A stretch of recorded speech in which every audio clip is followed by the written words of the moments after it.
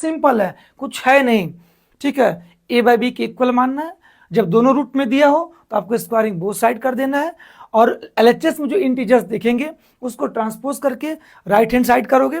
जब right hand side करोगे तो पहले 5 को करोगे, फिर 5 हो गया तो फिर 2 को करोगे, ठीक है। हल करने पर आरएचएस देख सकते हो कि इंटीजर्स मिलेगा, क्योंकि ए भी इंटीजर्स होने की वजह से ए भी इंटीजर्स होगा और 2b स्क्वायर भी इंटीजर्स होगा। इंटीजर अपन इंटीजर एक रेशनल नंबर ही होगा, 5/2 रेशनल नंबर ही होगा, और दो रेशनल नंबर का डिफरेंस भी हमारा क्या देगा, रेशनल नंबर देगा। तो सब मिला जुला के जो आरएचएस में वैल्यू है, ये वाली वैल्यू एक रेशनल नंबर होगी। क्यों होगी? क्योंकि difference of two rational is rational होगा।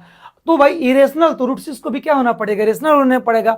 इस अब यहाँ पर देखो √6 के इरेशनलिटी का विरोध हो रहा है, कंट्रडिक्शन एराइज हो रहा है, तो आपको लिखना पड़ेगा इस लाइन को। But this contradicts the fact that √6 is an irrational number.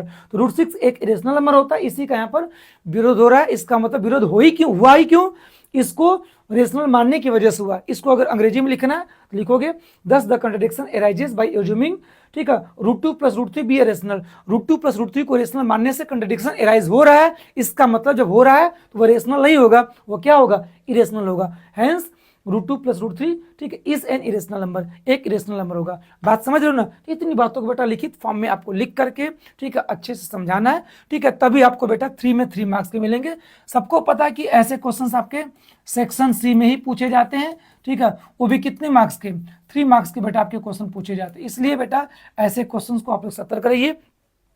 इस टाइप का अगर नहीं पूछा जाएगा तो आपसे डायरेक्ट पूछ लिया जाएगा कि √5 एक इरेशनल नंबर होता है, इसको प्रूव करिए। और अब की बात 2025 में भी बेटा यही पूछा था कि prove that √5 is an irrational number. तो हमेशा पूछ रहा है, और ये नहीं पूछेगा तो किसी सेट में आपका इस टाइप का पूछ लेगा कि प्रूव करिए इरेशनल नंबर, ठीक है। तो दोनों में से एक हमेशा 100% पूछता है। समझ गए ना?